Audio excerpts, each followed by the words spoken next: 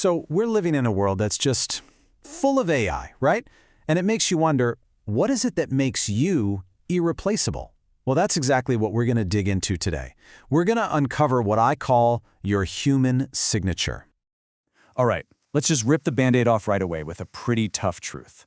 For, decades, the whole game was about being reliable, being efficient. But this quote, it nails it. That very thing, that predictability, that's now your biggest weakness. And honestly, this idea is the key to everything we're about to talk about. Okay, so that brings us to our first big idea, the efficiency trap. This is all about how the very skills that probably got you promoted are now the exact same skills that AI does better.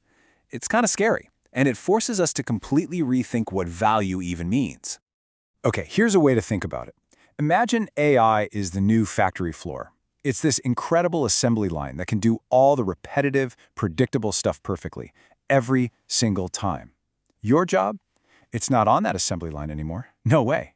Your real value is in what happens before the work starts and what happens after it's done. And wow, look at this contrast. On the one hand, you've got the old way of thinking, being efficient, reliable, predictable. That's machine territory now. It's been automated. But on the other hand, the new value, that's all human. It's your unique point of view, your judgment calls, and yeah, even your creative unpredictability. So the first step, and this is absolutely critical, is to get this stuff off your plate so you can focus on that higher value work. I'm talking about these predictable 3. Seriously, stop staring at a blank page. Let AI give you a first draft that's like 80% of the way there. Stop spending hours digging through data when AI can spit out a summary in seconds. And for goodness sake, stop wasting brain power on scheduling emails back and forth. Just delegate it. All right, so once you've cleared out all that predictable clutter, what's next? How do you actually stand out? Well, this is maybe the most important part of our whole chat today. You do it by leaning into your uniquely human, totally irreplaceable superpowers. So, superpower number 1, critical curation and wisdom. Look, an AI can spit out 10,000 answers in the blink of an eye. We're drowning in information. Your power isn't adding to the noise. It's having the wisdom, the judgment, to sift through all of that and find the one right answer. And we're not just talking about an answer that's factually correct. We're talking about the best answer, the one that's ethical, the one that actually fits the situation, the one that feels true to what your company's all about. And here's a super simple way to start building this muscle. Practice silence. Before you rush to ask an AI, just stop. Form your own opinion first. Then, and only then, use the AI as a sparring partner to challenge or sharpen your thinking, not as a crutch to replace it. Okay, let's build on that with superpower number 2, emotional context and trust. This is all about the stuff that happens between people, An AI can be programmed to write a perfect, sympathetic-sounding email. But here's the thing, it has zero clue what it feels like to be human. It can't read those tiny, unspoken signals. I mean, just think about it. An AI can write a beautiful apology, sure, but it has no idea if sending that email right now is going to help or if it's just going to pour gasoline on the fire. That's where you come in. Your value is in reading the room, handling those tough conversations, and building the kind of trust that actually lasts. So here's your action. Try to listen like a therapist. In your next meeting, don't just listen for the facts. Listen for the feelings behind the facts. And this brings us to the third and final superpower, creative curiosity and vision. You see, AI is incredible at answering the questions we feed it. It's a master of the known. But its biggest weakness? It can't ask the questions we don't even know we should be asking yet. That's where you come in. That wild, unpredictable leap of asking, hey, what if we did the complete opposite? Or what's a totally new problem that nobody's thinking about? That is pure, uncut human value. Your real edge is your range. So here's what you do. Mix it up. Read way outside your field. If you're in tech, pick up a book on sculpture. If you're in finance, dive into marine biology. You're hunting for those weird, brilliant connections an AI would just never, ever make. So this really means we have to redefine how we measure our own success, right? It's not about how many tasks you checked off your list today.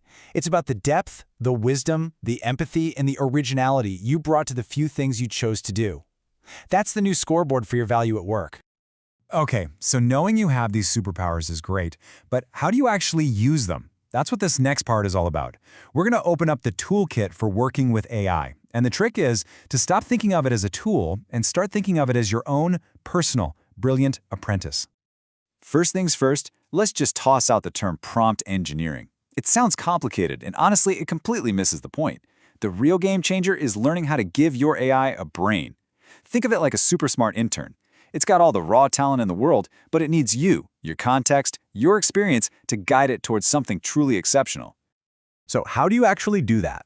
Well, it's simpler than it sounds. When you tell the AI your specific role, your unique point of view, you're basically forcing it to borrow your judgment. When you tell it the emotional tone you're aiming for, you're giving it human context. And, this is the fun part, when you give it a weird, novel constraint or a challenge, you unlock its creativity. You're literally plugging your human superpowers right into the AI. All right, I want to give you something you can try, like, today. It's the 15-minute value add challenge. Here's how it works. Step 1. Pick a task that really matters, one that needs your judgment or empathy. Step 2. Use AI only for the boring stuff, the fact gathering, the basic outline. Then, Step 3. Take all that time you just saved and pour it into the human parts. Polish the tone, sharpen the strategy, make sure it really connects with another human being. Okay, let's pull all these threads together. This final section is about the big mindset shift you need to make to really thrive from here on out. I call it the Unpredictability Rule. Here's your new mission if you choose to accept it. Stop being so reliable. I'm serious. Start being unpredictable. In a world where everyone and their brother is using AI to find the optimal path, your biggest advantage is to do something unexpected.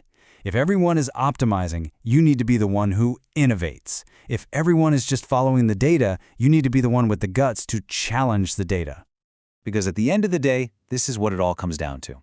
Thriving in this new era isn't about trying to work faster or harder than a machine. You'll lose that game every time. It's about consciously putting your human signature, your judgment, your empathy, your unique creative flair on every single thing you touch. That is the one thing that no machine can ever replicate. So I'm going to leave you with one last question to chew on. An AI can give us a perfect, logical, data-driven answer. No doubt. But it takes a person, a human being, to have the courage to act on it, to stand up for it, to face the risks, to push it through. So maybe our true irreplaceable value isn't finding the perfect answer, but having the moral courage to see it through.